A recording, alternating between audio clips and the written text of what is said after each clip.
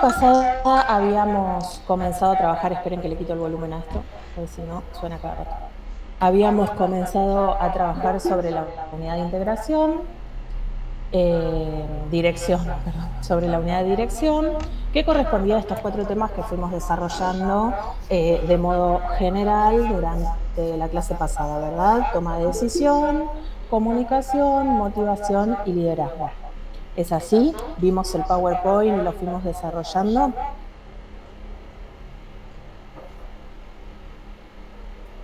¿Están dormidos? ¿No vinieron a la clase pasada? ¿Qué pasó? ¿Ustedes me pueden escuchar? ¿Cómo, profe? ¿Cómo, profe? ¿Puedes Sí, repetir? se la escucha, profe. Bien, entonces lo que les pregunto y, digamos, estoy tratando de recapitular un poco lo que pasó la clase pasada, ¿verdad? Vimos el PowerPoint donde hicimos la introducción acerca de lo que es esta etapa del proceso administrativo denominada dirección, que consta de 4 temas fundamentales, que es la toma de decisión, comunicación, motivación y liderazgo. Los aspectos generales los vimos. A partir de hoy lo que íbamos a hacer era desarrollar la guía. La primera parte de la guía la habíamos charlado la clase pasada con respecto a lo que era toma de decisión, las etapas de la toma de decisión, el plantear las alternativas, seleccionar una alternativa correcta, implementarla y demás. Así que teníamos que comenzar hoy con lo que es comunicación, ¿verdad? Aún toma decisiones, no. O sea, no llegamos a ver la guía, ninguno de nosotros. Bien, la guía no, lo que hicimos fue ver el ejemplo durante la explicación. Pero bueno, hacemos entonces un repaso de toma de decisión. ¿Qué toma de decisión habíamos tratado la clase pasada? ¿Qué ejemplo habíamos seleccionado? ¿Sobre qué habíamos hablado? ¿Se puede decidir sobre qué? ¿Un problema, un objetivo, algo? Den un ejemplo, puede ser el de la clase pasada. ¿Cómo? Habíamos hablado de las inversiones, el presupuesto escaso. Habíamos dicho, bueno, vamos a suponer una reducción de presupuesto. La reducción de presupuesto va a impactar tanto de manera interna como externa, ¿verdad? Entonces pensemos en el punto 1, que dice ejemplificar para los siguientes casos una toma de decisión positiva o negativa tomada en un sanatorio que repercuta en el aspecto interno, que son el producto, en nuestro caso el servicio que ofrece hemoterapia, que obviamente va a ser el servicio de transfusión, más de los hemocomponentes, más todo el servicio aleatorio que puede haber alrededor del mismo. El personal de hemoterapia y las utilidades, que en este caso es, en el caso de clínicas privadas, donde esto puede verse impactado en las ganancias, ¿no? Las utilidades son las ganancias. Y en la parte externa, ¿cómo impacta esto en los proveedores y los clientes? Que para nuestro caso, que es una empresa de salud, los clientes son los pacientes, ¿verdad? Bueno, entonces, reducción de presupuesto. ¿Cómo impacta en el producto, es decir, en el servicio que prestamos y en el personal?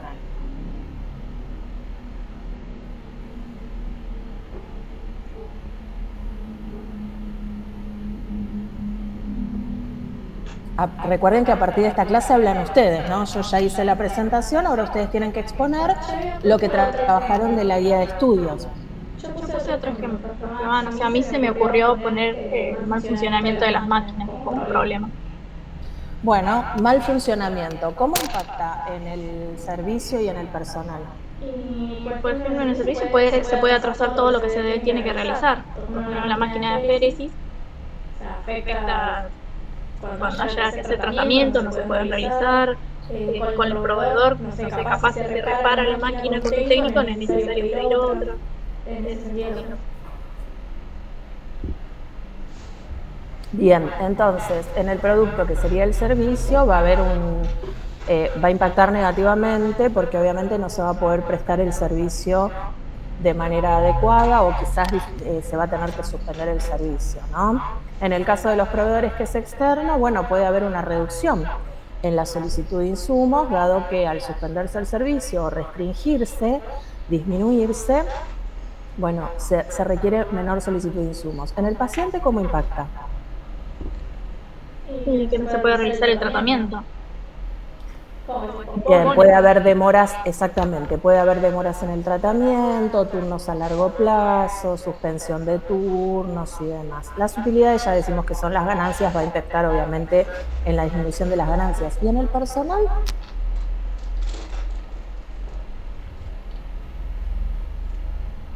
Y no puede realizar su trabajo y quedar nada, por así decirlo. Bueno. Se atrasaría todo, ¿no, profe? Sí, eso va a impactar mucho más en el producto y en el cliente que en el personal, ¿no? Porque lo que puede ser, el impacto en el personal puede ser posterior. En el momento, por supuesto, va a haber menor cantidad de trabajo, puede haber redistribución de personal, puede haber modificación de guardias debido a esta situación y luego, seguramente en un futuro, cuando se repare la patología fuera de funcionamiento, seguramente va a haber una sobrecarga de trabajo para poder abastecer la demanda que fue quedando, digamos, suspendida mientras esta avería de aparatología necesaria fue, digamos, no fue resuelta. Entonces, esa es una forma de pensar cómo impacta. Entonces, piensen ustedes, porque puede aparecer en el examen, reducción de insumos, reducción de personal, reducción de presupuesto, aumento de insumos, aumento de personal, incorporación de nuevas tecnologías. Piensen para el examen todas esas opciones, cómo resolverían la guía de estudio en esas cuestiones, ¿no? Cómo impactaría en cada uno de estos aspectos.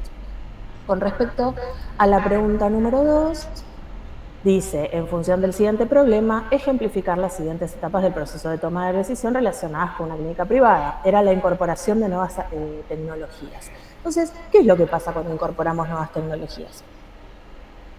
¿Qué sucede? Que a veces muchas personas, creo, no saben usarlas, ¿no? O tengan alguna dificultad como para aprenderlas, no sé, supongo. Bien, puede haber personas que no tengan la capacitación o la formación necesaria para el manejo de estas nuevas tecnologías, sobre todo si son tecnologías de última generación, ¿no? No que sean nuevas para nuestros servicios, sino que no son nuevas realmente dentro del mercado, ¿no? Entonces, ¿qué alternativas posibles podemos plantear? Cuando sea la etapa de contratación, capaz puede ser contratar gente que sepa de tecnología y capacitación. Podemos incorporar, vos decís, personal que conozca el manejo de esta tecnología, tomar personal. Claro. Esa es una opción. ¿Te parece la más viable? ¿Incorporamos una nueva tecnología y tomamos todo personal nuevo? No, podemos quizás incorporar una persona y no siempre sea... Y que capacite a los demás, para de manera más constructiva. Bueno, incorporar uno que capacite a los demás puede ser una opción. A veces es una opción para plantear, es una alternativa, ¿no? A veces no es posible, porque no tenemos posibilidad de incorporar personal. ¿Qué haríamos? ¿Qué otras opciones tenemos?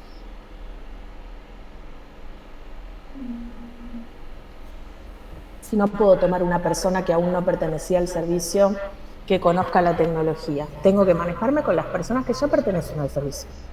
¿Qué hacemos? No solamente capacitar a las que ya están con algún curso. Capacitar a las que ya están. ¿Qué opciones para capacitar a las que ya están tenemos?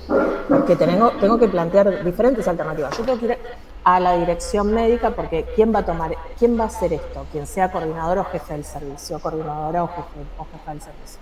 Entonces, ¿qué tengo que hacer? Tengo que llevar varias alternativas. No puedo ir con una sola al equipo directivo y decirle, bueno, se va a incorporar nueva tecnología, entonces necesitamos como servicio de hemoterapia tomar un personal externo que conozca de la tecnología, es decir, traer un nuevo integrante, una nueva integrante que conozca la tecnología, que la pueda manejar y capacitar al resto. Si me dicen eso no es viable, no puedo ahí ponerme a pensar otra alternativa. Tengo que tener otras alternativas pensadas, como puede ser capacitar al personal que ya poseemos. ¿Y qué opciones para capacitar tenemos?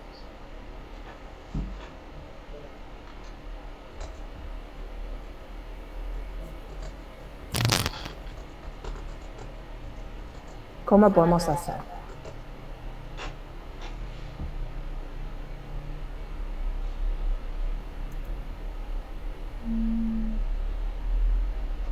¿Profe, podría repetir la pregunta, profe? Sí. Claro, Si necesito capacitar al personal de servicio, ¿cómo podemos hacer para capacitarlo? ¿Qué opciones y lo charlamos un poquito en la clase pasada, ¿no? ¿Qué opciones y formas de capacitación hay? ¿Algún curso podrá ser?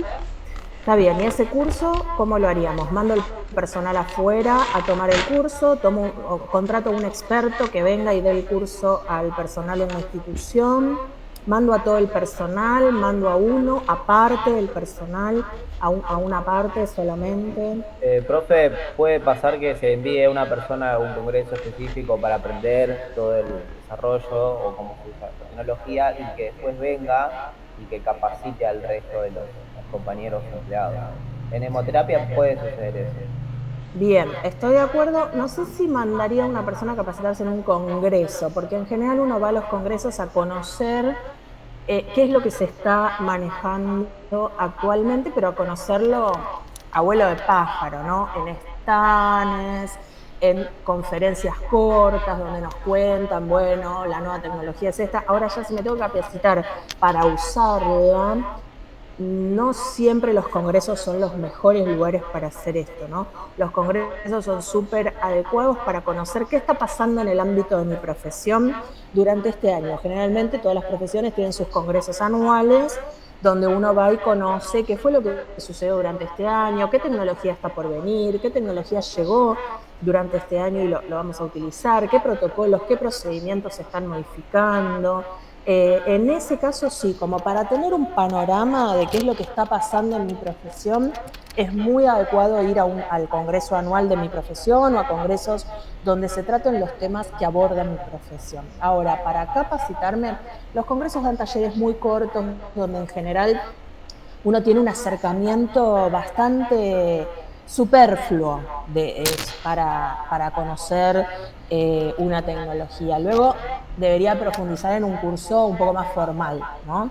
Entonces sí tomo esta opción, que es mandar a una persona o dos a capacitarse por fuera de la empresa y que esas personas vengan a capacitar, que casi siempre van a capacitarse a la misma empresa que fabricó la tecnología, que es la que ofrece los cursos de capacitación sobre la tecnología fabricada.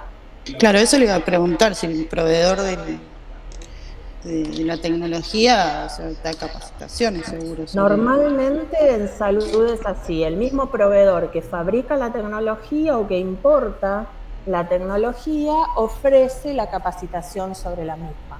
Entonces tenemos la opción de enviar a todos los empleados a capacitarse o tenemos la opción de enviar 1 o 2 empleados y que ellos luego sean los que capacitan al resto. ¿Qué otra opción tenemos para pensar? O un curso de manera virtual que sea con examen, por ejemplo. Bueno, hay cierta tecnología que puede ser abordada de manera virtual. No toda, porque hay tecnología donde hay que manejar aparatología y quizás ahí la virtualidad queda un poco corta para conocer esto. Pero existe la posibilidad y lo podemos plantear como alternativa. Después vemos si la seleccionamos. Un curso virtual entonces lo podrían hacer todas las personas. Curso virtual, mando solo a 2 por fuera. Habíamos dicho este otro ejemplo, puedo traer un experto a la institución a que capacite. ¿Qué más tengo que pensar en estas alternativas?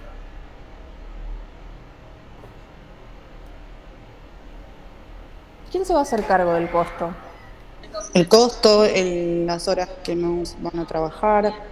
Bien. Porque están dentro de las horas laborales. Exactamente. Si el curso va a ser dentro de las horas laborales o no, también lo tengo que pensar. Puedo plantear alternativa A, alternativa B. Van por fuera de la institución, solo 2 personas, dentro de su horario laboral, fuera de su horario laboral, traigo un experto a la institución, capacita a todo el personal dentro de su horario laboral, fuera de su horario laboral. ¿Quién se va a hacer cargo de los costos de la capacitación?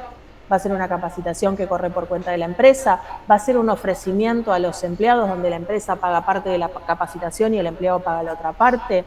¿Va a ser una sugerencia de la empresa para que los empleados hagan la capacitación y corran por su propio bolsillo? Todas esas son alternativas posibles de capacitación ante nuevas tecnologías. Luego habrá que ver, siempre lo ideal es que obviamente los costos corran por cuenta de la empresa porque es un beneficio para la empresa, no solamente para la empleada o el empleado, sino también para la empresa tener empleados capacitados que puedan manejar la tecnología que incorporaron. Entonces siempre lo ideal es que sea justamente la empresa quien absorba el costo de esas capacitaciones. Pero bueno, las alternativas las podemos plantear, luego se seleccionará, elegimos una de todas esas que estuvimos planteando y luego hay que definir la forma de implantación.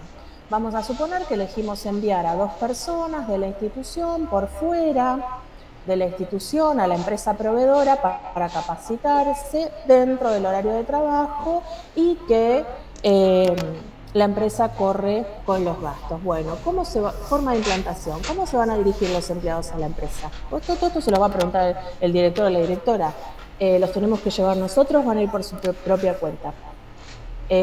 ¿Cómo se va a obtener la certificación? ¿Cómo vamos a saber que realmente fueron capacitados y que están en condiciones? Entonces, todas esas cosas forman parte de la implantación, ¿no? De descripción en la implantación. ¿Cómo lo vamos a hacer? ¿En qué horario van a ir? ¿Cuántos empleados? ¿Qué empleados van a ser? ¿A qué empresas se van a dirigir? ¿Cuántas horas van a estar? Porque a veces es dentro del horario laboral, pero el horario laboral es de 8 horas y la capacitación es de 2.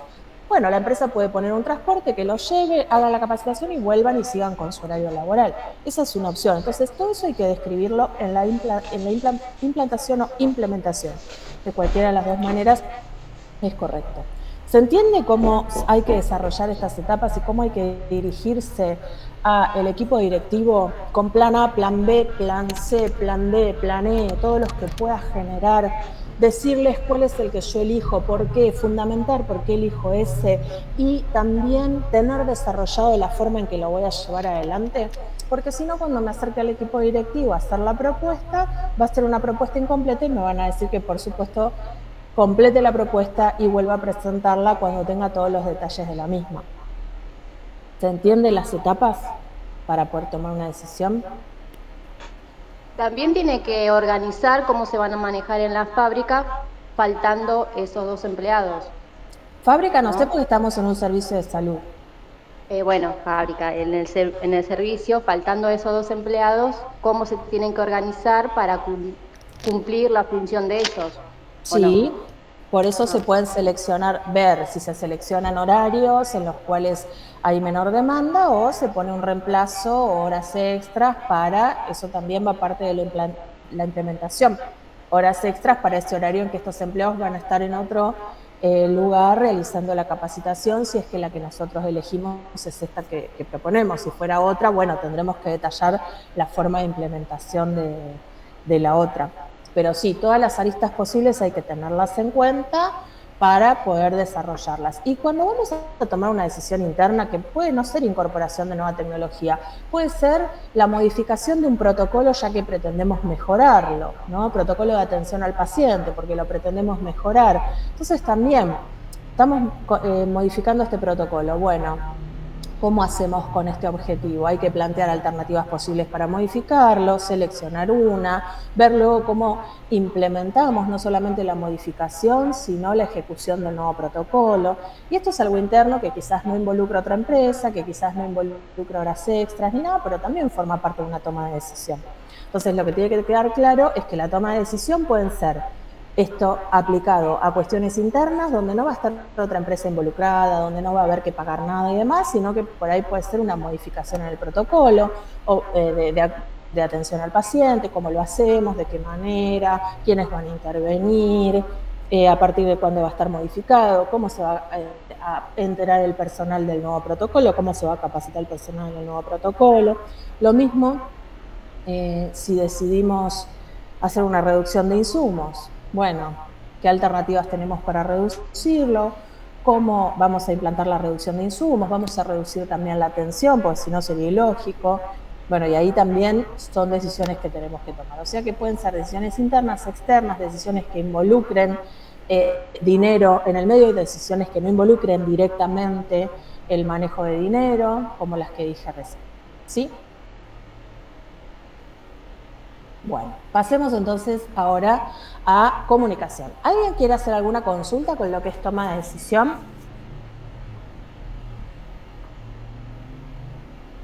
¿no? No, por ejemplo. Bien. Vamos ahora a lo que es comunicación. Acá vamos a ver varios ejemplos de comunicación. Acá dice centro quirúrgico, pero bueno, lo tomamos como servicio de hemoterapia porque me olvidé de cambiar la guía. Siempre me olvido tengo las guías de hemoterapia y le subo las de instrumentación. Profe, disculpe. Sí. Ahora estoy logrando tener un poco de conexión. En el punto anterior, bueno, están las posibles ideas que pueden surgir en cada uno de los ítems, ¿no? Después en el recuadro es que tenemos que darle continuidad a la idea que... Por supuesto, hay que desarrollar todo. ¿Cuál es el problema u objetivo? Todo lo que dijimos recién, determinamos 1 millón de alternativas de capacitación, van en determinación de alternativas. Elegimos una, que es mandar afuera a 2 empleados, ahí está la selección de la alternativa. Sí, entonces lo que sería, por ejemplo, que dice el punto A, ¿no? Porque yo más lo armé, pero es como que tengo dudas en cuanto a cada punto que dice ahí, el punto A, el punto B, qué sé yo, eso iría dentro de lo del cuadro. Exacto. Ah, porque claro, yo hice 2 veces, porque, bueno, ahí está. Gracias, profe. No, yo lo hice 2 veces porque pensé que era, bueno, saber escribir y después volcar otra cosa en el... No, era una idea de una estructura de cómo pueden organizarse mentalmente para pensar cómo aplicar estos puntos al cuadro. Claro, muchas gracias, profe. No, de nada. Bueno, acá en comunicación tenemos algunos ejemplos de comunicación y lo que tenemos que identificar es aquello que hablamos la clase pasada, ¿no? ¿Cuál de todos estos ejemplos es formal? ¿Cuál es informal? ¿Cuál es verbal? ¿Cuál es vertical, horizontal, verbal, escrita, interna, externa, unidireccional o bidireccional? Que fue más o menos lo que charlamos la clase pasada cuando hicimos la introducción en lo que era comunicación, los elementos de la comunicación y demás. Entonces yo tengo un manual de procedimientos del servicio de hemoterapia, ¿no? Ah, puse los dos juntos, ahora me acordé que modifiqué las guías para que aparezcan los dos. Si yo tengo un manual de procedimientos del servicio de hemoterapia, donde obviamente explica paso a paso cómo se hace cada una de las actividades del servicio. ¿Es formal o informal? Formal. Claramente porque está establecido por la institución de manera formal. Es la forma en que se comunica a los empleados de hemoterapia, a los técnicos de hemoterapia, cómo deben de desarrollar sus funciones. ¿Es vertical o horizontal? Yo puse que era vertical porque es un libro de un superior a alguien. Perfectamente, es vertical, está comunicado por alguien superior en la organización hacia el staff. ¿Es verbal o escrito?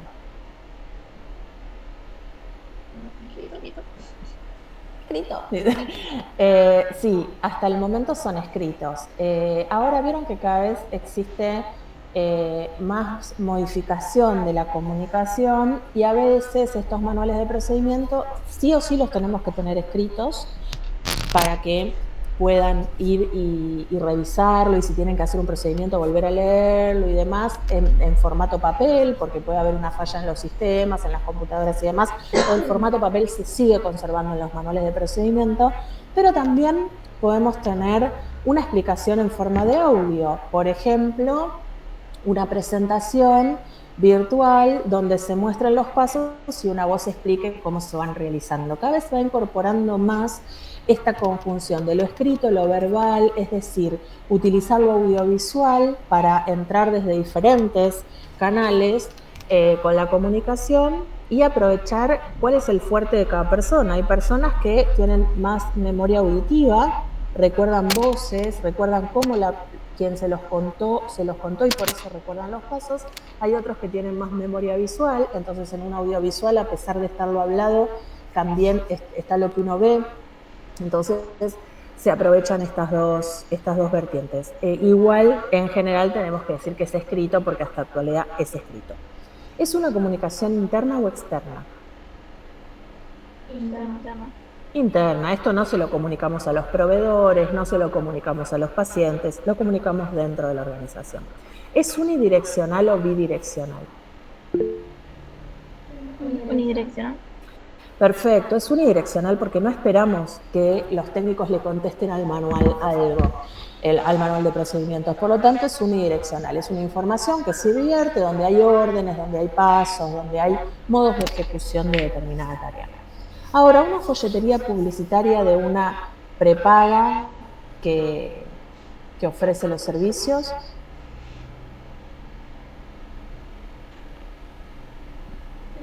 Informal. Y ya es más informal porque no está en el contexto de la institución, está dirigido hacia el paciente, si bien tiene una cierta formalidad porque lo pensó la organización para dirigirlo a los pacientes y está pensado y concebido por la organización de modo tal, se utilizan, digamos, medios más bien informales, no se utilizan medios que formen parte de la organización. ¿Es vertical o horizontal? Horizontal. La realidad es que no es ni vertical ni horizontal, acá hay una trampa porque es una folletería que se emite a los pacientes y los pacientes son parte de la organización desde una manera diferente, no son empleados de la organización. Por lo tanto, no podemos estar hablando, no están dentro de la jerarquía, no forman parte del organigrama. Por lo tanto, no podemos estar hablando de una comunicación vertical o horizontal en ese caso, porque al no pertenecer a la estructura organizativa y no formar parte del organigrama, en realidad no tienen sentido vertical o horizontal. ¿Es verbal o escrita? Escrita. Sí. ¿Interna o externa? Externa. Bien. Sí. ¿Unidireccional o bidireccional? Unidireccional. Es unidireccional porque si bien puede haber una respuesta de la comunidad que es unirse a la prepaga, no se considera como una respuesta verbal o escrita a la comunicación. Así que le decimos que es unidireccional. Instructivo para preparación de la utilización de determinados reactivos, o sea, no, para preparación de glutaraldehído, eso es para el centro quirúrgico. Instructivo para la utilización de determinados reactivos. ¿Formal o informal? Formal. Bien. ¿Vertical o horizontal?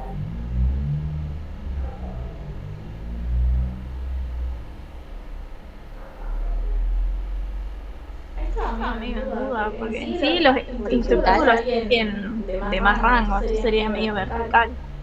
Exacto, es vertical porque es una comunicación que, digamos, o la emite la misma organización, es decir, un jefe, un coordinador, una jefa, una coordinadora realiza el instructivo, o toma el instructivo de un fabricante, pero lo hace a través de la organización para informar a los empleados subordinados. Entonces es vertical. ¿Es verbal o escrita? Escrita.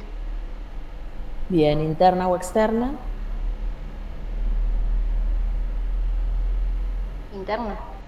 Y sí, esto no se lo comunicamos. Si es externa, tiene que ser que se lo estamos comunicando a la comunidad, al paciente, a los proveedores. Esto se lo comunicamos a los proveedores, no, lo comunicamos al mismo personal, por lo tanto es interna.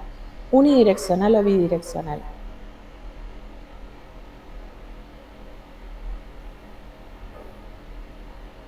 Unidireccional. Bien, muy bien. Pasemos a algún ejemplo más abajo, como para no ver todos, porque es como para que tengan un ejemplo y luego ustedes habrán hecho el análisis de los demás. Por ejemplo, acá donde dice comunicación telefónica entre el servicio de hemoterapia y el centro quirúrgico para corroborar la internación de los pacientes programados para cirugía traumatológica en función del requerimiento de hemocomponentes. ¿Qué sería? ¿Formal o informal? ¿Formal, profe? Sí, es formal porque la institución establece la interacción entre el centro quirúrgico y el servicio de hemoterapia para poder garantizar la provisión de hemocomponentes para las cirugías programadas. Por lo tanto, es formal. ¿Les parece que es vertical o horizontal?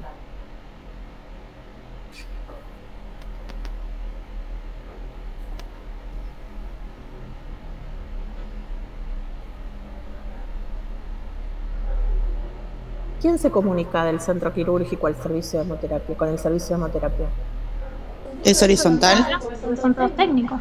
Normalmente es horizontal porque son los instrumentadoras y instrumentadores quirúrgicos que se comunican con los técnicos de hemoterapia que estén ese día en cada uno de los servicios. Así que es horizontal. Están los dos al mismo nivel de jerarquía, son staff. ¿Es verbal o escrita? Verbal. Verbal. Verbal. ¿Interna o externa? Interna. Interna. ¿Unidireccional o bidireccional? Bidireccional. Perfecto, es bidireccional. Si hablamos de opiniones, vamos a la K, a la última.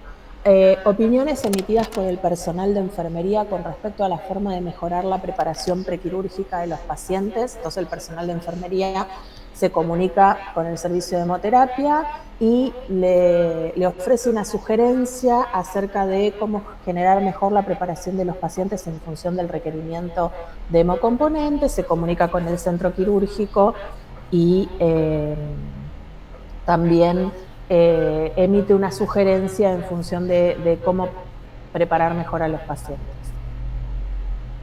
¿Qué sería? ¿Formal o informal? Yo puse informal. Sí, es informal. Es informal, forma parte de esta organización informal que se da en toda empresa, que lo que hace es ser producto de la interacción entre las personas, ¿no? La organización informal y la comunicación informal se da como producto de la interacción entre las personas.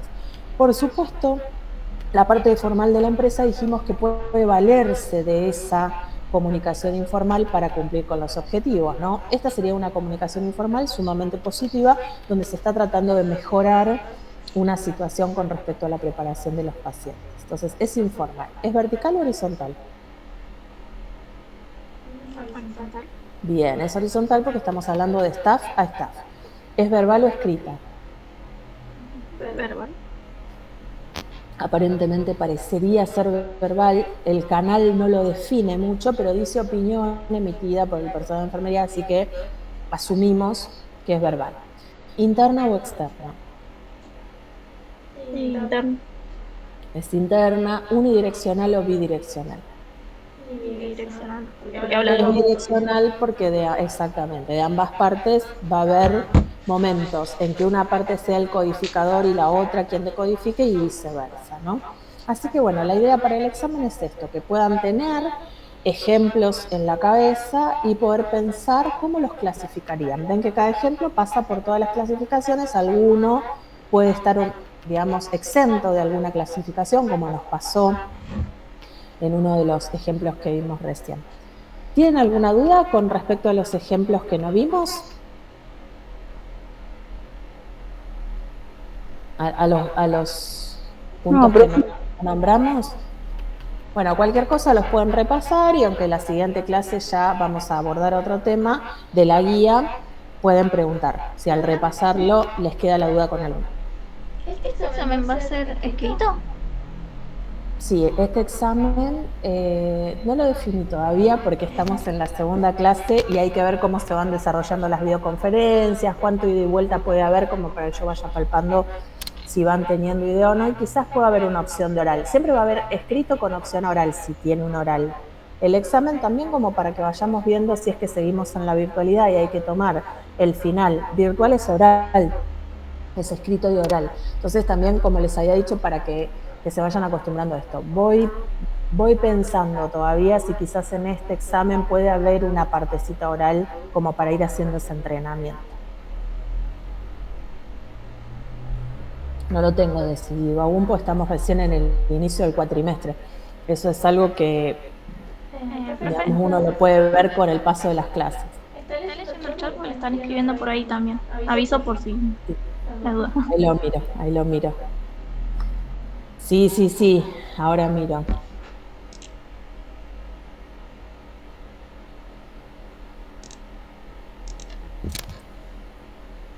En el oral generalmente no es que las mando, sino que lo que hago son tarjetas que ya las tengo, o sea, prerealizadas antes del oral y ustedes eligen un número, pero no se las mando previamente. Se hace a través de tarjetas para que las preguntas ya estén preestablecidas antes del oral y que ustedes elijan tarjeta. Es como para que, digamos, no haya una sensación de que quizás a alguien se le pregunta más fácil o más difícil en función de quién es. Eligen una tarjeta y es lo que en la tarjeta aparece. Bien. Tanto si lo aplicamos en el parcial como si lo aplicamos en el final, ¿no? Siempre la parte oral es a través de tarjetas preestablecidas. Las posibles preguntas son cualquiera de los temas que abordamos, tienen que ver con las guías de estudio. En estas guías de estudio que estamos realizando, que vamos a realizar, el cuatrimestre pasado realizamos y ahora vamos a realizar, versan las posibles preguntas. O sea, ustedes tienen un PowerPoint, tienen la bibliografía, tienen las guías de estudio, como para saber qué les voy a preguntar. Si en la guía de estudio pregunté todo esto, ¿les parece que en el examen voy a preguntar una cosa distinta? No digo que voy a preguntar el mismo ejemplo, pero va a versar entre lo que dice la guía de estudio, el PowerPoint y la bibliografía ofrecida. De ahí salen las preguntas. Las guías de estudio tienen y las guías de actividades. Todo eso les da pauta ya les da recontra pauta de lo que se les puede preguntar. Bueno, hay algo más, me parece, en el chat. Sí, Sara. Ah, no, ya está, bien, ya lo contesté.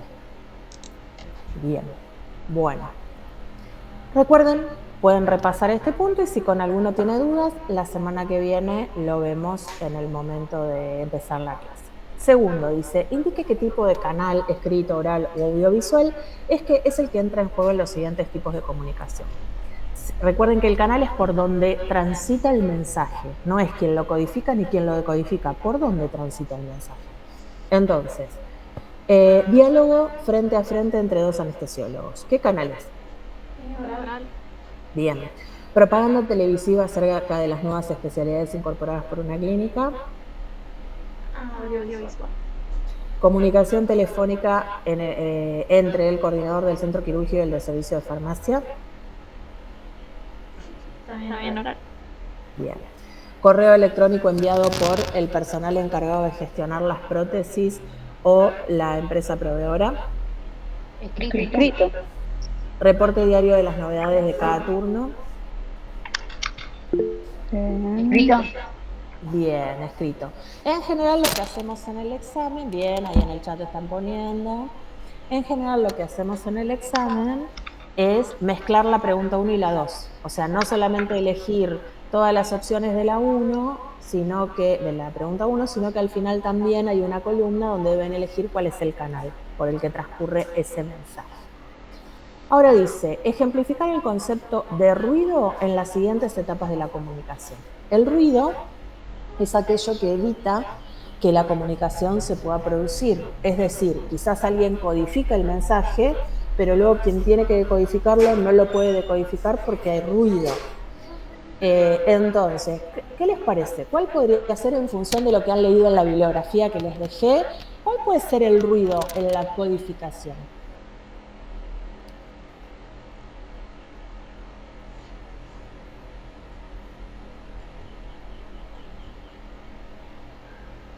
Mucho no lo hice porque me costó. Bien. Así que mucho. Bueno, les doy un ejemplo. Si yo hablo francés y ustedes hablan inglés, ¿va a haber comunicación? No, ¿por qué? Porque yo voy a usar símbolos para codificar que ustedes no conocen. Y ustedes cuando quieran descodificar van a tener otros símbolos, no les van a coincidir, por lo tanto ahí el ruido está en la codificación. La persona que codifica está codificando con símbolos que se desconocen. ¿Cómo puede pasar en nuestra profesión? El lenguaje técnico. Cuando yo utilizo el lenguaje técnico y si ustedes todavía no incorporaron todos los, digamos, los significados de los vocablos técnicos que se utilizan dentro de lo que es gestión o con otras materias o con otras asignaturas dentro de lo que es hemoterapia, obviamente ustedes no van a poder decodificar.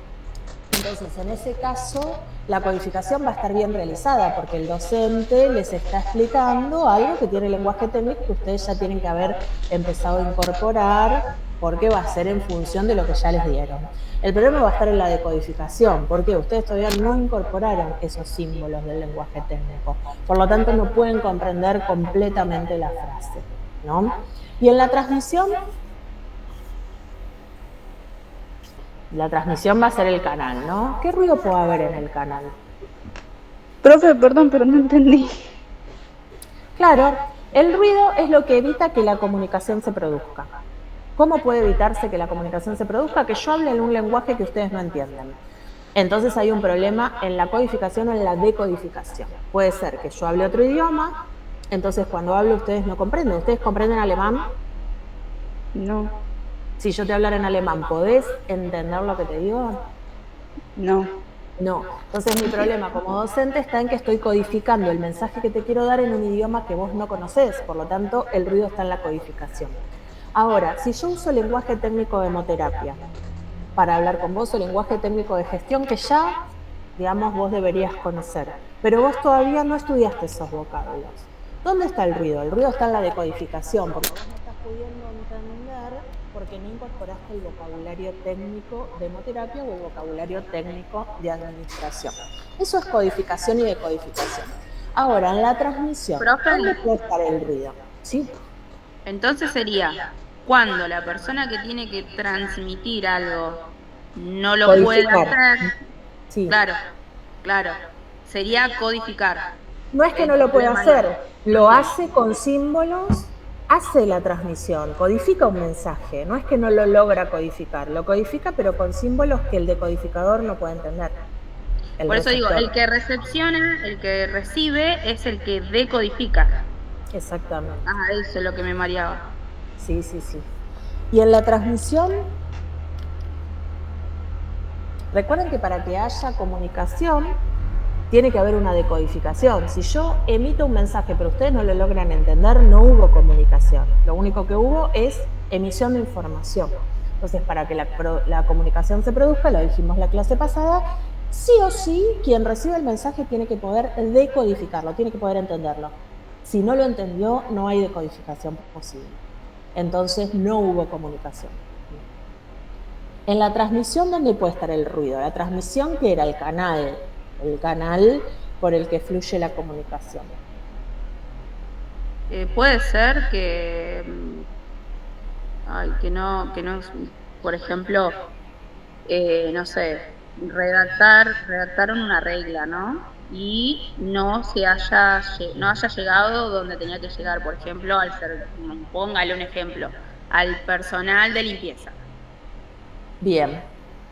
No hubo una norma nueva y no llegó a la persona que tenía que llegar. Está bien codificada, se podría haber decodificado porque si hubiera llegado a las personas lo hubieran entendido, eso lo tenemos que tener claro. Lo que ocurrió es que hubo un corte en el canal por algún motivo y no llegó. Entonces ahí hay un problema en la transmisión. ¿Qué otro ejemplo de problema en la transmisión puede haber? Que no se haya cumplido, por ejemplo, tiene que ser una transmisión formal de no sé, me imagino yo, ¿no? Por ejemplo, no sé, una reunión y ahí se iba a decir lo que se tiene que hacer y en vez de hacerlo así, lo hicieron de manera informal. Y bueno, ahí cada uno captó lo que quiso, ¿o no? No, sí, puede ser, es como medio complejo. Raro. No, está bien. Es como complejo tratar de pensarlo de esa manera, pues entonces tenemos que pensar que hubo una falla, o sea, una modificación del canal y por eso la transmisión no llegó a todos. Quizás no es que no llegó en general, pero no llegó a todos. Podría ser, pero habría que analizar bien cuál es el ejemplo planteado en este caso. Podría ser. ¿Cuál sería el ruido más común en la transmisión, por ejemplo? Algo que realmente es un ruido.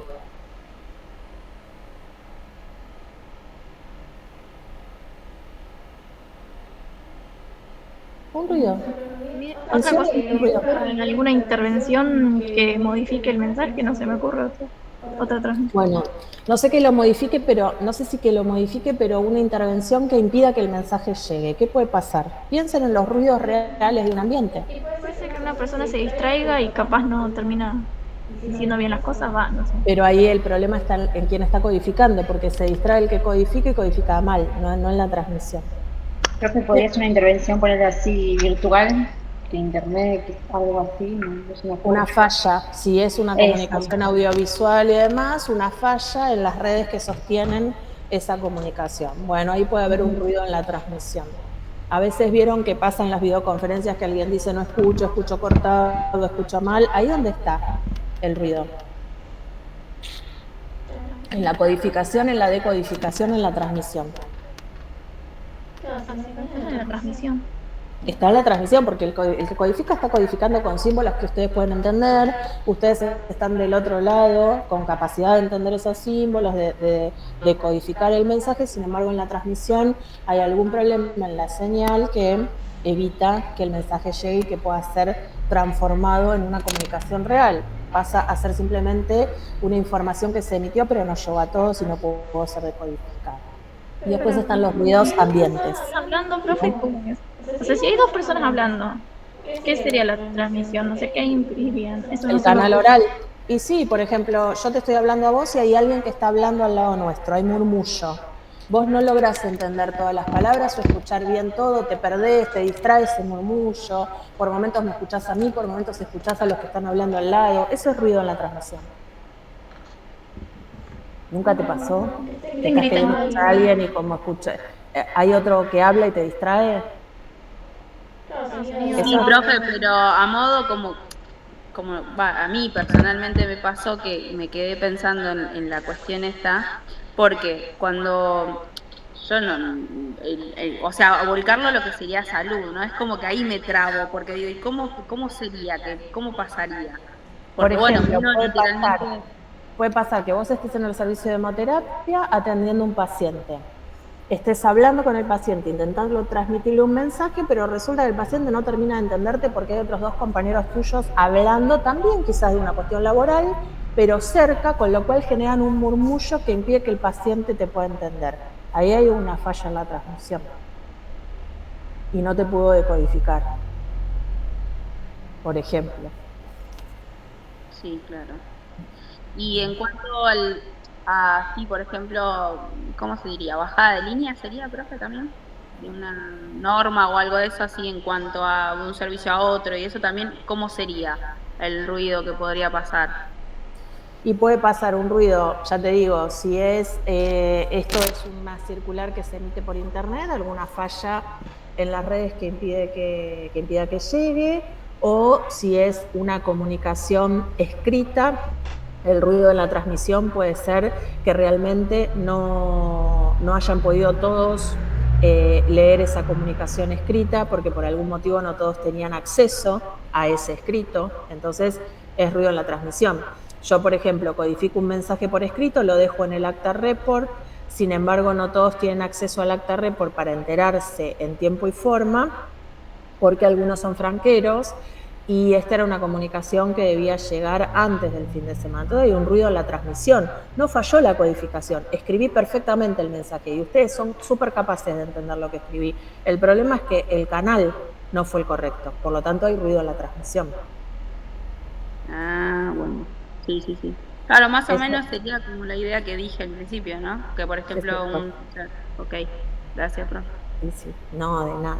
Y entonces, en función de esto que dijimos, ¿cuál es la diferencia entre comunicación e información? ¿Es lo mismo?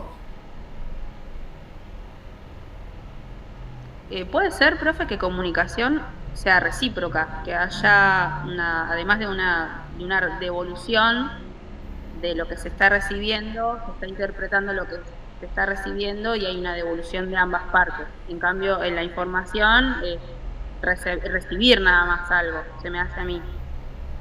Está relacionado con eso, más o menos vas por el camino. Lo que ocurre es que puede haber comunicación unidireccional donde yo no espero que me contestes nada. Entonces ahí es unidireccional y no espero una respuesta verbal o escrita tuya, ¿no? Pero va por ese lado, ¿no? ¿Qué hacía falta para que haya comunicación? ¿No sería transmitir un mensaje? Sí, codificar y transmitir. ¿Y qué me falta aparte? Codifico, transmito y hay algo que me quedó en el aire. Decodificación. Exactamente, para que haya comunicación el otro tiene que entender, tiene que poder decodificar. En la información yo suelto la información y no sé hacia dónde va, no sé si el otro entiende, no entiende.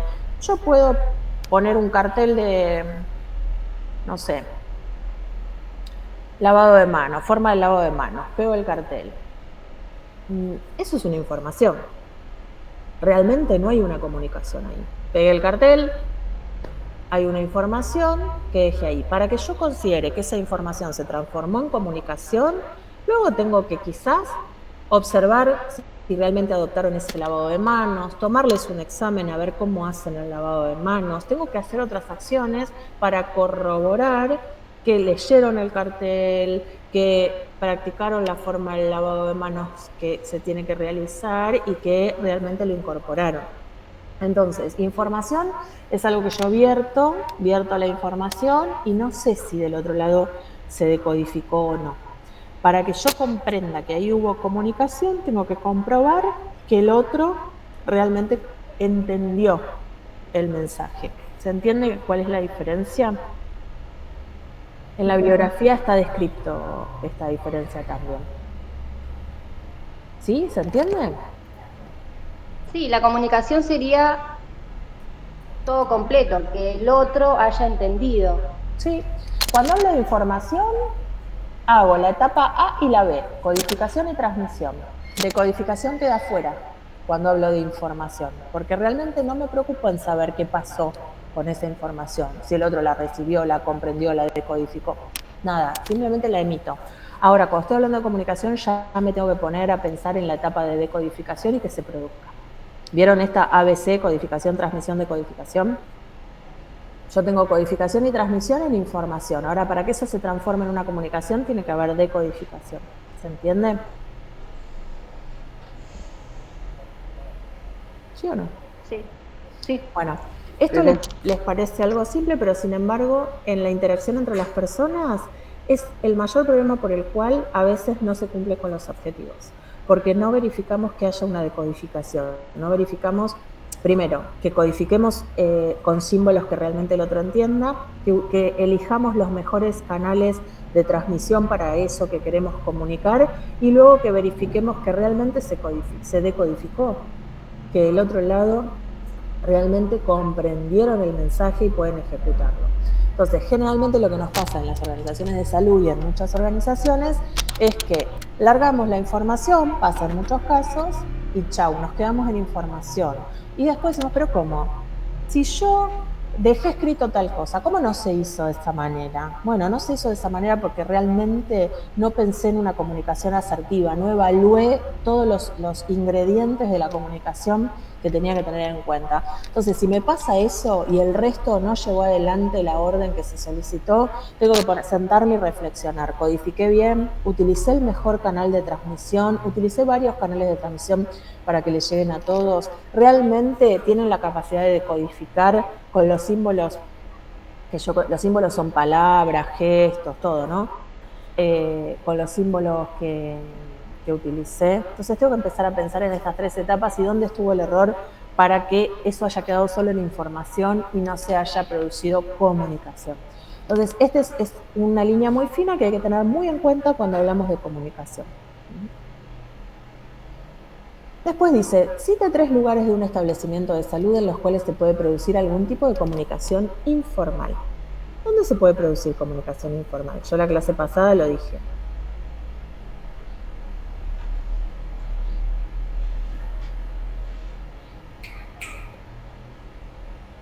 ¿En qué? Cualquier lugar, profe, porque yo pensé, no sé, una sala de descanso, el consultorio, el pasillo. Sí, exactamente, en cualquier lugar, ¿no? Lo que tenemos que tener en cuenta es que la comunicación informal surge de la interacción entre las personas que forman parte de una empresa. Por lo tanto, comunicación informal hay en cualquier lugar. No tenemos que pensar la comunicación informal como algo negativo, como algo que va en contra de los objetivos de la empresa, como algo que se dice a escondidas. O sea, la comunicación informal forma parte de la interacción de las personas que componen la empresa. Por lo tanto, puede ser en el servicio de hemoterapia, puede ser en un pasillo, puede ser en el vestuario, puede ser durante la atención de un paciente. Puede haber comunicación informal también ahí. No todo es formal cuando atendemos a un paciente. Así que la comunicación informal, si yo le pido que citen 3 lugares, me podrían decir cualquier lugar de la empresa y todos van a ser acertados, todos van a ser correctos, porque se puede dar en cualquier lugar. ¿Se entiende? Profe, una consulta. ¿Y dónde sería una comunicación, dónde no se debería dar una comunicación informal? No, en realidad no es dónde, no es el lugar, porque la comunicación informal, como bien dijimos, se puede dar en cualquier lugar de la empresa. Lo que habría que ver es qué mensaje estás transmitiendo en esa comunicación informal y cuál es el momento oportuno o inoportuno. Entonces, no tiene que ver con un dónde, sino que tiene que ver con un cómo. ¿Qué transmito y cómo lo transmito? ¿En qué momento lo estoy transmitiendo? Por ejemplo, si la comunicación informal se da mientras estoy atendiendo a un paciente y la comunicación informal es decirle a mi compañero, mira, creo que nos vamos a quedar escasos de tal insumo, seguramente vamos a necesitar hacer algún otro pedido y demás. No es una comunicación formal, no estoy elevando el pedido a farmacia, no estoy dejando por escrito en el acta report que hay escasez de tal insumo. Estoy comunicando a mi compañero, no hay ningún problema, no es inoportuno, estoy atendiendo al paciente, pude haber dicho esto, no es algo inoportuno. Ahora, si yo, durante la atención al paciente, me pongo a contarle a mi compañero lo que hice el fin de semana, eso sí es una comunicación informal inoportuna. Primero, porque distrae el motivo de mi presencia en la empresa, que es la atención al paciente. Segundo, porque el paciente no tiene por qué estar escuchando mientras lo atiendo qué es lo que yo hice el fin de semana. Entonces, esa es una comunicación formal totalmente inoportuna. ¿Se entiende la diferencia? Se puede dar. Yo le puedo contar a un compañero que hice el fin de semana, no delante de un paciente, no en el momento que lo estoy atendiendo. Bien. Entonces, acá en la 6 vamos a hablar de los niveles de comunicación. Cuando yo hablo de comunicación intrapersonal, es la que tengo conmigo mismo. Cuando tomo la guardia, quizás también, más allá de interactuar con otros, tengo una comunicación intrapersonal. Me organizo yo mentalmente qué es lo que voy a hacer. Pienso, bueno, voy a leer el acta report, voy a ver si hay alguna novedad que no me transmitieron verbalmente, después voy a, no sé, comenzar con los reactivos, a verificar si tengo reactivos para tal cosa. Estoy en una comunicación intrapersonal, la estoy teniendo conmigo, esa comunicación. Después está la interpersonal, que es entre dos personas, con mi compañero de guardia, o con el paciente, o con un superior. Después hay pequeños grupos, ¿no? Donde, obviamente, cuando consideramos pequeños grupos, que son pocas las personas, en un solo grupo, 4 o 5 personas que se están comunicando. Por ejemplo, en el pase de guardia, los técnicos que dejan con los técnicos que toman, o las técnicas, ¿no?, que toman la guardia. Entonces hay pequeños grupos, 2 o 3, que le pasan la guardia a otros 2 o 3. Multigrupos es cuando nos comunicamos entre varios sectores, por ejemplo. Una comunicación pública es esto que yo les decía, quizás una comunicación que se produce en el marco de la institución, informamos que la institución tiene un nuevo servicio, tiene una nueva especialidad y demás, y luego vemos que la comunicación pública se produjo porque los pacientes comienzan a solicitar turno para esa nueva especialidad o comienzan a solicitar ese nuevo servicio. Entonces podemos corroborar que no fue solo información, que hubo comunicación, porque vieron que a veces hay lugares donde tienen en la sala de espera televisores y en los televisores van contando los nuevos servicios que tiene el lugar y demás, o si va a haber charlas sobre algún tipo de patología para prevención y todo eso. ¿Cómo sabemos que hubo comunicación y que no fue solo información?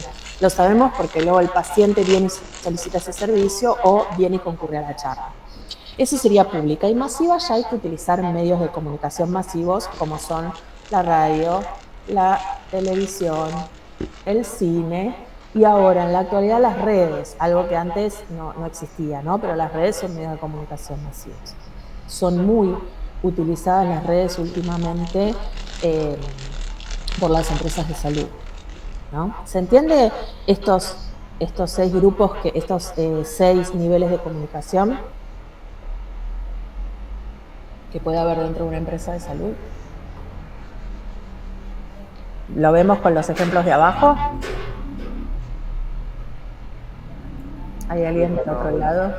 Bueno, entonces, Envío de planilla de cirugías a realizar el siguiente día a todos los departamentos involucrados en la concreción de la misma. Es decir, el centro quirúrgico le envía a hemoterapia, a diagnóstico por imágenes, a la sala de internación, a unidad de terapia intensiva, unidad coronaria, la planilla de cirugías. ¿Qué les parece? ¿Qué tipo de nivel de comunicación es? Multigrupos. Perfecto, es multigrupos porque son todos los servicios, cada servicio es un grupo y todos los servicios son los que se están comunicando. Interacción verbal que se efectúa entre 4 instrumentadores o entre 4 técnicos de hemoterapia, técnicas de hemoterapia en el momento del pase de guardia.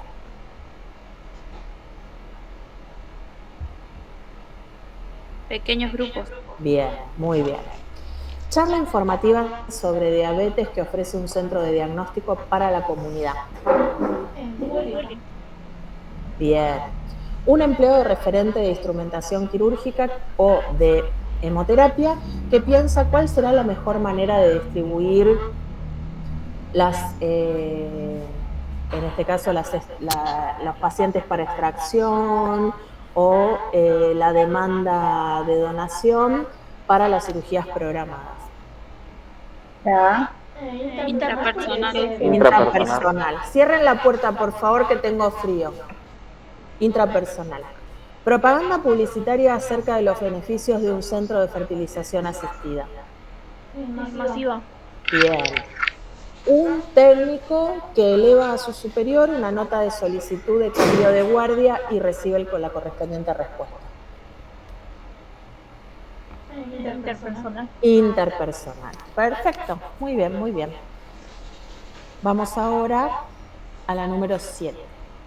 La número 7 dice, ejemplificar los siguientes tipos de barreras que se pueden presentar en la comunicación entre los individuos de un servicio de salud. Entonces habla de barreras personales, habla de barreras físicas y tecnológicas, de barreras semánticas y después de barreras interpersonales. Para poder hacer esto, esperen un segundito, que quiero ver una cosa. A ver. Lo dejé de presentar un minutito para mostrarles algo. Esperen.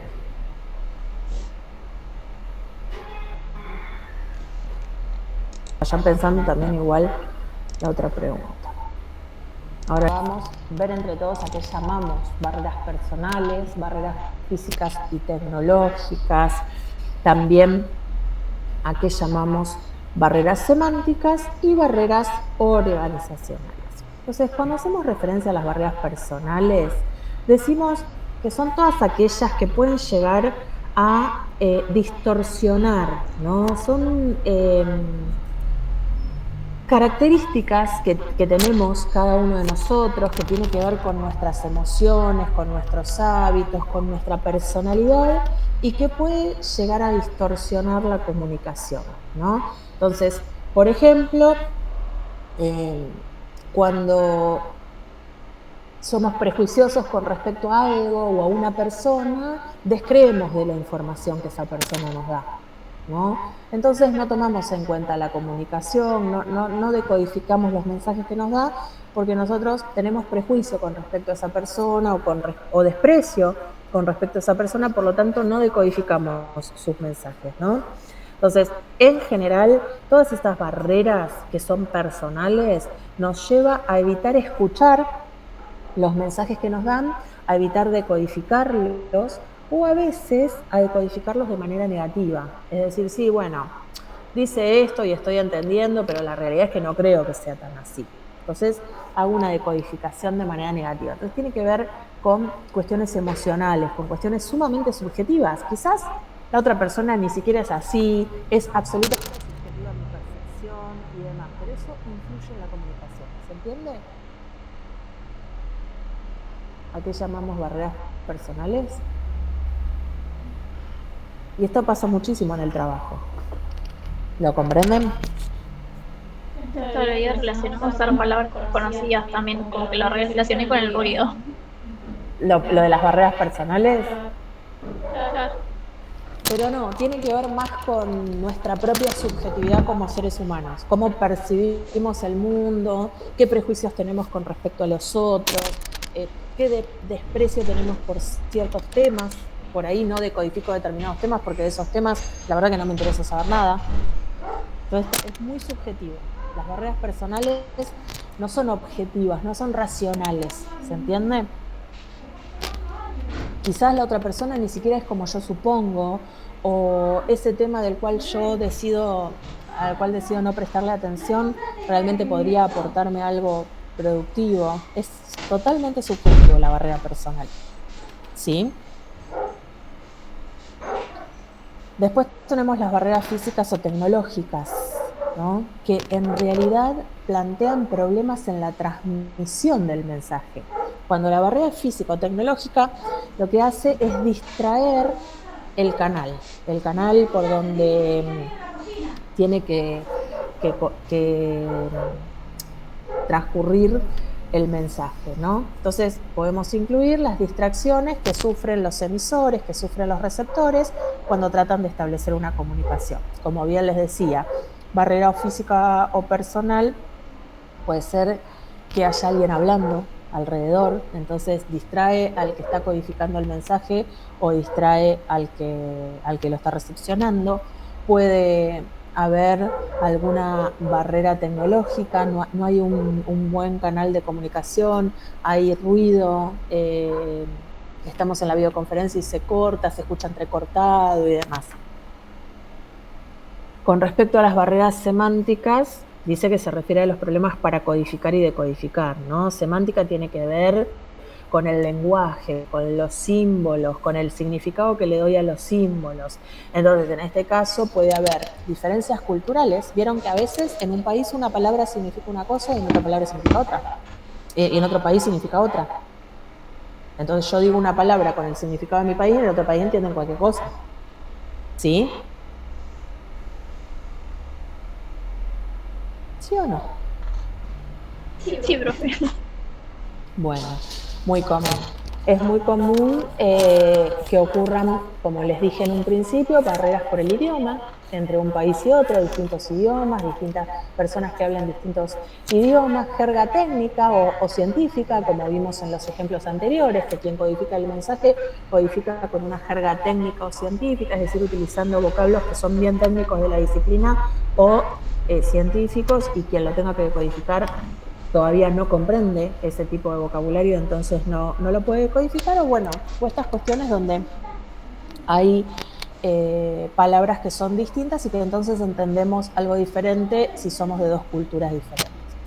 Y palabras no que son distintas, que son la misma palabra pero tienen distintos significados según la cultura, ¿no?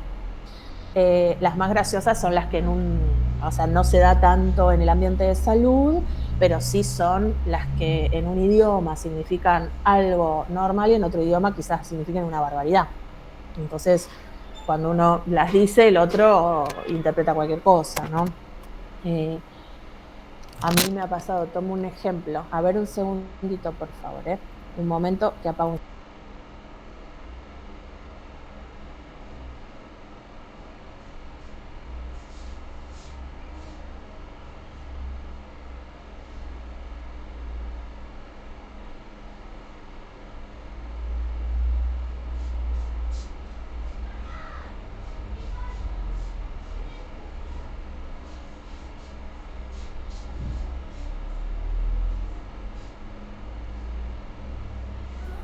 Bueno, muy bien. Decía un ejemplo. A mí me pasó en quirófano hace muchos años atrás, comenzaron quizás a ver médicos, neonatólogos, médicas, cirujanos y demás de otros países. Y yo muchas veces utilizaba el término, podrías correrte para ese costado, te podrías correr y dejarme pasar. Y un día un neonatólogo se puso todo colorado. Y bueno, en su país esto significaba algo totalmente diferente, tenía una connotación sexual.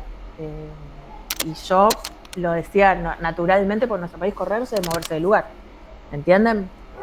Entonces estas cosas pueden suceder. Acá di un ejemplo gracioso, donde después todos nos reímos cuando nos dimos cuenta qué significaba para mí, qué significaba para el otro. Pero a veces puede haber un error en la comunicación cuando queremos comunicar algo importante con relación al paciente o algo importante con relación a lo que es el servicio, ¿verdad? Entonces, bueno, tenemos barreras semánticas que dijimos que son estas. Y después tenemos las barreras interpersonales y organizativas, que no forman parte de ninguna de las barreras anteriores, pero a veces en las organizaciones son las que más dificultan la comunicación. Como por ejemplo, el filtrado de información. Yo tengo una información que recibí, soy el jefe del servicio. Tengo una información que recibí del equipo directivo, sin embargo, cuando la transmito a quienes están a mi cargo, no la transmito completa, transmito parte de la información solamente. Entonces ahí lo que estoy haciendo es un filtrado de la información. Yo recibí un caudal de información más grande, pero cuando lo transmito hago un recorte de parte de esa información que no la transmito al resto de los grupos, ¿no? Esto por un lado. También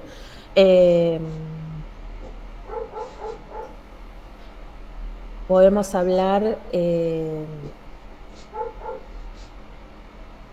de la manipulación del mensaje, es decir, cómo transmito el mensaje. Yo puedo transmitir un mismo mensaje de diferentes maneras. Hay diferentes formas de transmitir un mismo mensaje y puedo valerme de lo que sé que el otro quiere escuchar para transmitirlo de esa forma. Entonces yo puedo transmitir un mensaje en forma de orden, puedo transmitir un mensaje en forma de pedido, de solicitud, puedo transmitirlo quizás en forma de una sugerencia, no es ni un pedido ni una solicitud, sino que lo sugiero. Entonces ahí también se puede generar una barrera, porque si no elegí la mejor manera de transmitirlo o la adecuada para ese mensaje, se produce una barrera interpersonal, ¿no? Acá dice que también en un sentido similar está la atención selectiva. Escucho lo que quiero escuchar. O sea, quien codifica el mensaje transmite todo, sin embargo yo recorto lo que escucho. No es que el otro recortó la información y no me la dio completa, sino que yo escucho solo parte del mensaje, la parte que quiero escuchar del mensaje. La otra parte la descarto. ¿Nunca les pasó que uno transmite algo y se da cuenta que el otro, solamente el que lo escuchó, tomó una parte de lo que transmití y descartó la otra que no le convenía? Y otro problema para las barreras interpersonales es cuando hay una sobrecarga de la información. Esto también es muy común y genera una barrera en la interpretación, ¿no? Entonces, nosotros tenemos una cierta capacidad de procesar información, los seres humanos. Si hacemos una sobrecarga de información excesiva, la información, no sé, mandamos una nueva normativa y tiene 3 páginas totalmente escritas informando la nueva normativa. Quizás ahí hay una sobrecarga de información donde vamos a perdernos parte de la información porque no vamos a prestar atención en la lectura completa. Entonces se puede utilizar otro tipo de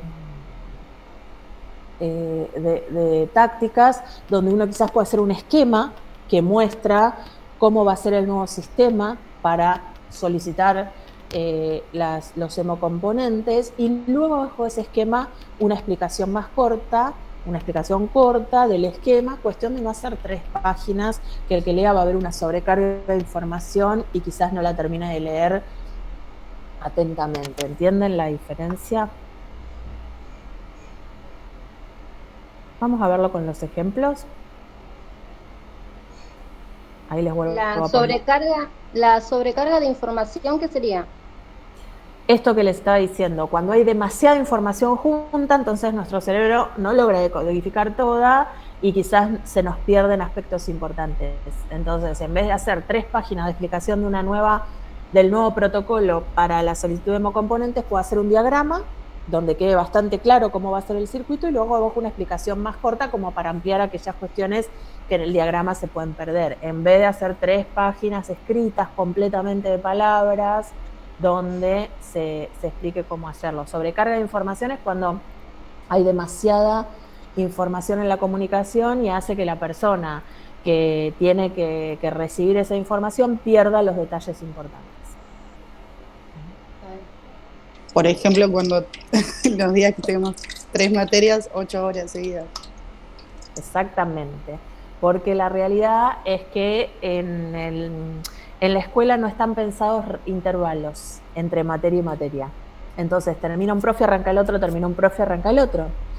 Y al no tener pensados los intervalos que sí están pensados para la primaria y para la secundaria, que llevan el nombre de recreos, hay una sobrecarga de información. Eso lo hemos charlado muchas veces los coordinadores con respecto a esto de que las materias van pegadas y no tienen un espacio entre una y otra a modo de recreo del secundario. Aparte está estudiado que tiene que dar un descanso cada tanto y cada tiempo. 2 horas el cerebro se satura y después tiene que tener por lo menos unos 10 minutos de descanso, de pensar en otra cosa, de hacer otra cosa, pero no es que el cerebro deja de funcionar esos 10 minutos o se aísla completamente del mundo 10 minutos, pero cambia el pensamiento, cambia la atención, cambia el nivel de atención que tiene que tener, puede estar más relajado en un intervalo y bueno, después sí, nuevamente se puede retomar.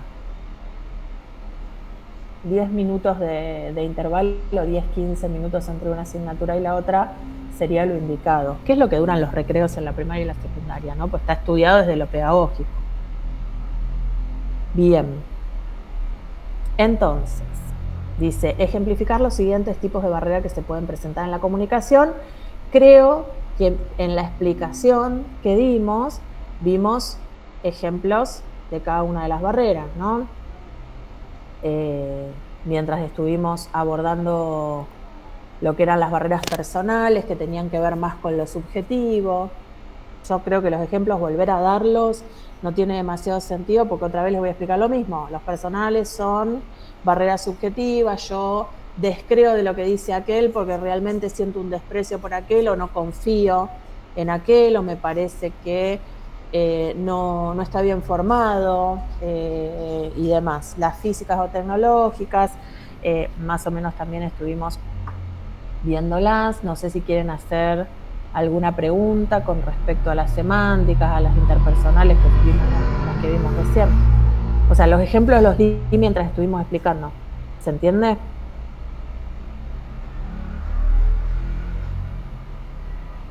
A veces no me contestan y no sé si se fueron todos. ¿Qué fue lo que sucedió del otro lado? Sí, profe, lo entendemos. Bien. A ver, hay una mano levantada. ¿Puede ser que haya una mano levantada? ¿Que alguien quiera hacer una pregunta? Me pareció ver. Como tengo proyectando, los veo acá en un cuadradito y los voy viendo. Eras vos, Sara, diciendo que sí. Los voy viendo de a poco. Los tengo que ir pasando para verlos porque tengo más que nada la proyección. Bueno, y en el último punto dice, describa con una situación sucedida en un hospital los siguientes sistemas de comunicación en la organización de salud, lo que es el pensamiento digital, que tiene que ver con el contenido, y el analógico, que es no verbal y puede llegar a tener que ver con la relación. Este punto en realidad no es un punto en el cual tengamos que ahondar profundamente. La idea no es ir tan allá en lo que evaluamos acerca de lo que es la comunicación, ¿no? Pero sí saber que existen estas dos opciones de pensamiento y de comunicación, si queremos así llamarlas, como para conocer, como para saber si en algún momento lo leemos dentro de lo que es nuestra actividad de gestión. Quizás alguno luego, cuando se dedique a la gestión, haga algún curso de comunicación asertiva, de tipos de comunicación y demás, que son los habituales que los van a mandar a hacer si en algún momento son referentes, coordinadores o jefe de un servicio. En general, siempre los cursos son de trabajo en equipo, de comunicación, de motivación, liderazgo. Normalmente las capacitaciones que se dan a quienes, digamos, se desarrollan dentro de lo que es la gestión o de niveles jerárquicos un poco más elevados, como pueden ser los referentes, los coordinadores, los jefes o jefas y demás, tiene importancia que puedan saber que existe también esta forma, ¿no?, de pensar en el pensamiento analógico y en el pensamiento digital. No sé si ustedes lo pudieron leer, esta diferencia, ¿no?, de pensamientos. Leyeron muy poco la bibliografía. Bueno, recuerden que es importante leer la bibliografía y no quedarnos solamente con lo que dice el PowerPoint, con lo que estoy, digamos, observando ampliar, realizar la guía de estudios. La guía de estudios en realidad es para que ustedes puedan hacer una comprobación para el parcial. La guía de actividades, realizar la guía de actividades y poder ampliar con lo que es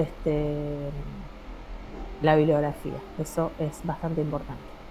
Bueno, entonces, con respecto a esto del pensamiento, lo que tiene que ver con el pensamiento verbal, el contenido, que tiene que ver con el pensamiento digital o el analógico, que es más bien no verbal y tiene que ver con la relación de las personas, lo que podemos decir es que nosotros nos valemos de los mensajes para poder comunicarnos con otras personas, ¿verdad?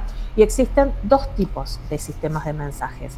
Los que son los mensajes externos, que pueden ser verbales o no verbales, y los sistemas de mensajes verbales incluyen no solamente las palabras que utilizamos, el idioma, que puede ser también los símbolos de los cuales estuvimos hablando que utilizamos, y después también incluyen un mensaje escrito, ¿no?, un sistema de mensajes no verbal. Entonces, cuando hablamos de este tipo de comunicación, tenemos que tener en cuenta ambas vías, ambos sistemas de mensajes, lo que es la comunicación verbal y lo que es la comunicación quizá corporal. Nosotros acompañamos nuestra comunicación verbal con una comunicación corporal, y como bien dijimos la clase pasada, quizá podemos manipular un poco más la comunicación verbal que lo que comunica nuestro cuerpo. Es más difícil acostumbrar, ¿cómo les podría decir? Entre comillas, ¿no?, acostumbrar al cuerpo a mentir, ¿no?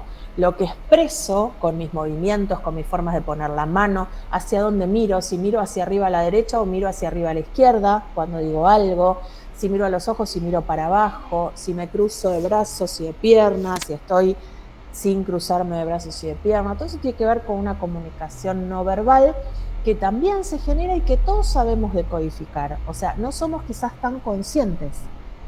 Cuando alguien nos habla, quizás nos está diciendo verbalmente una cosa, pero nosotros sentimos que hay algo que no nos cierra. Eso es porque en su comunicación no verbal, en el lenguaje de su cuerpo, está diciendo lo contrario.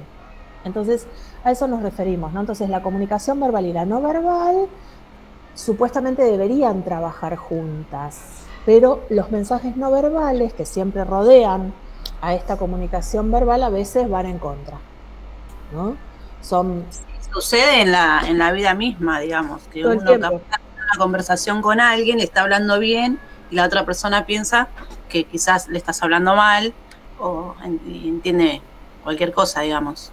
Exactamente. Muchas veces hay personas que hacen un entrenamiento, hay cursos, sobre todo quien tiene que dar discursos, quien tiene que ser líder de un grupo y demás.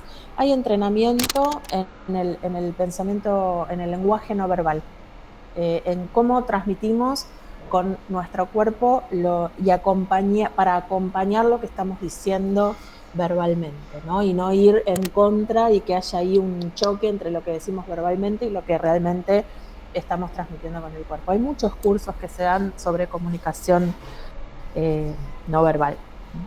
Entonces, decimos que la comunicación verbal obviamente va a implicar el uso del pensamiento digital, ya que voy a utilizar palabras, voy a utilizar objetos, voy a utilizar ideas. El pensamiento digital, esta es la diferencia, se basa ¿cómo les puedo decir? En lo que nosotros conocemos como símbolos, como palabras, como elementos de la comunicación que utilizamos para codificar el mensaje. Todo lo que yo les estoy transmitiendo ahora, estoy utilizando palabras, podría estar proyectándoles algo y estar utilizando imágenes también, como lo hacemos cuando proyectamos un PowerPoint, y esto también se puede hacer cuando transmito una nueva normativa. Como bien les dije, puedo hacer un diagrama en la nueva normativa y luego algo escrito. Entonces estoy haciendo uso del pensamiento digital, ¿no? Es un sistema de símbolos diseñados para nombrar fenómenos, objetos y cosas, como lo es el lenguaje. Ahora, ¿cómo les puedo hablar del pensamiento analógico?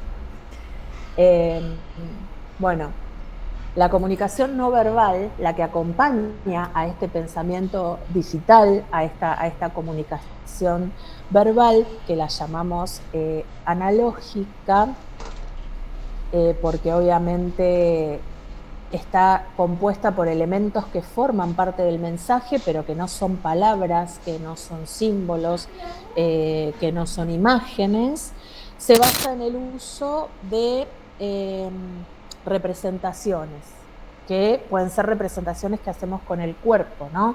Como las expresiones faciales.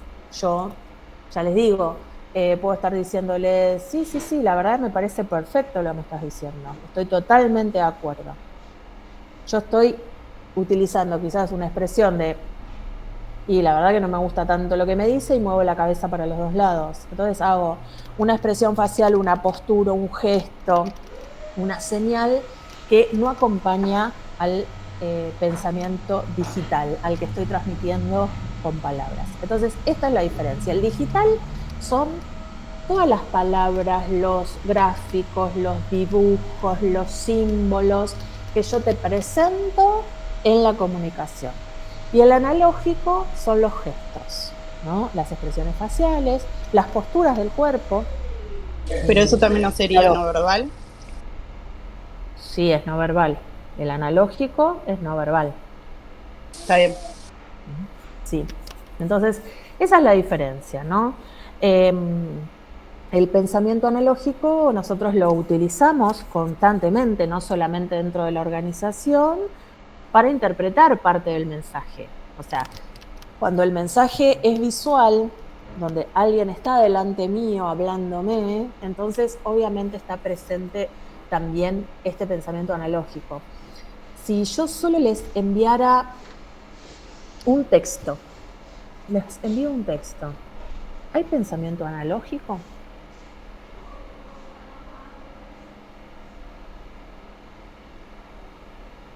No. No hay.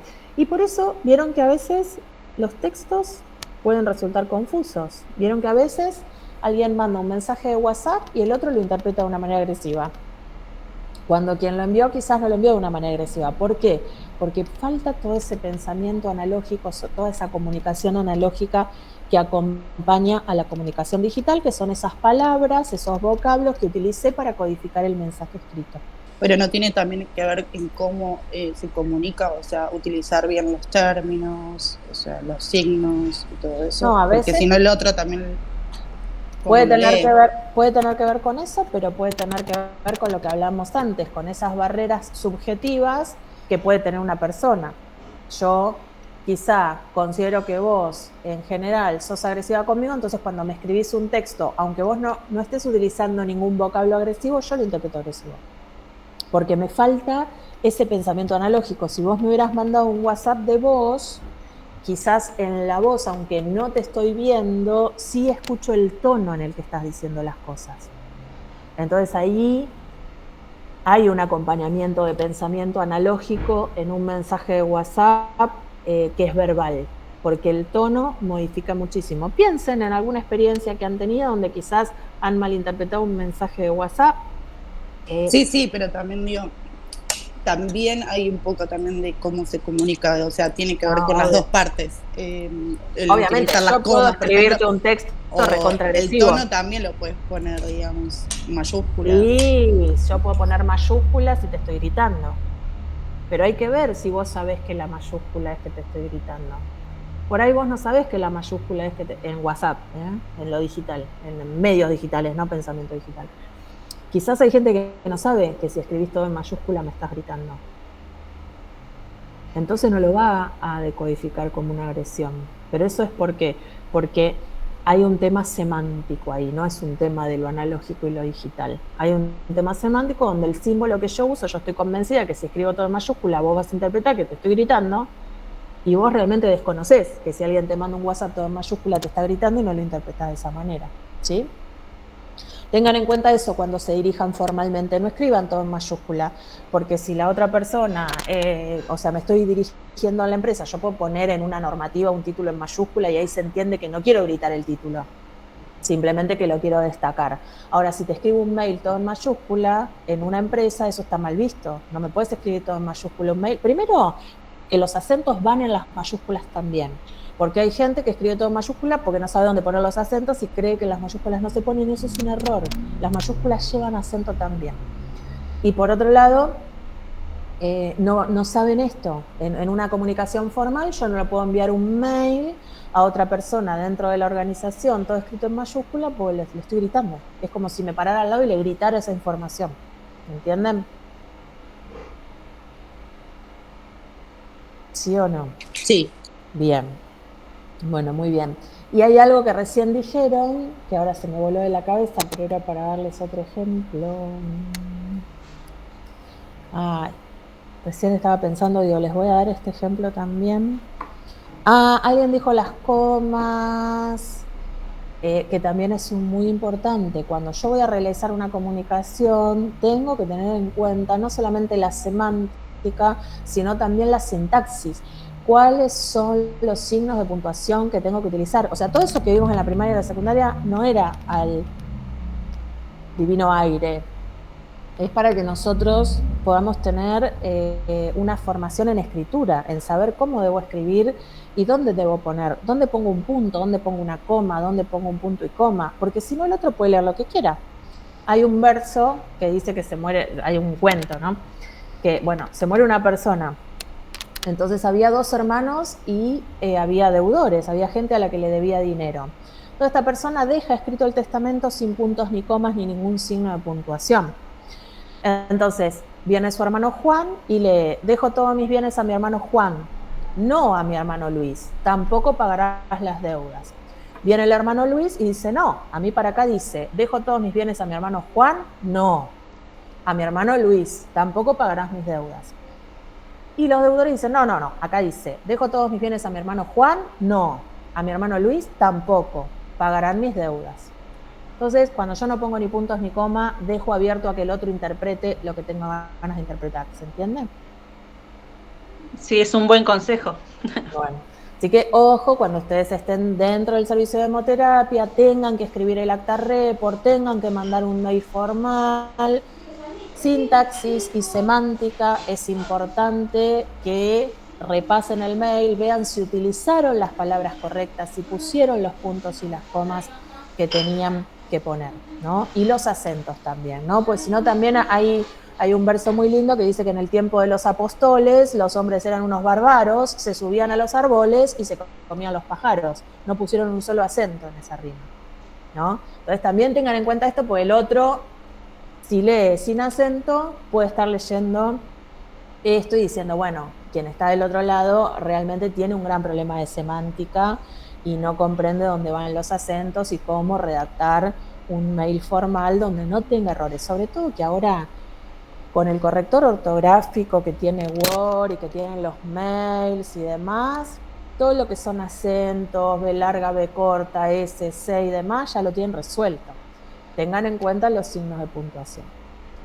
¿Sí? Bien. Sí, profe. Igual hasta y no más también, porque mandan texto y la verdad que algunos tienen cada falta de ortografía. Bueno, pero eso forma parte de nuestra preocupación por cómo codificamos los mensajes y tener en cuenta que estamos, digamos, en una institución y que tenemos que ser formales en la codificación del mensaje. No podemos mandar un mensaje ni con falta de ortografía, ni con faltas de signos de puntuación, no solamente por la falta de ortografía en sí misma, sino porque algunos signos de puntuación te pueden cambiar el significado de la frase. Puedes estar diciendo, Claro, la te das cuenta y estás expresión, diciendo otra cosa. la expresión, lo que uno quiere expresar, digamos. Exactamente. Entonces, los signos de puntuación son fundamentales. Bueno, ahora voy a abrir quintos, a ver si ya pasé la asistencia del otro día, que no lo teníamos configurado. A ver si ahora tenemos configurado, creo que sí, para pasar la asistencia del día de hoy.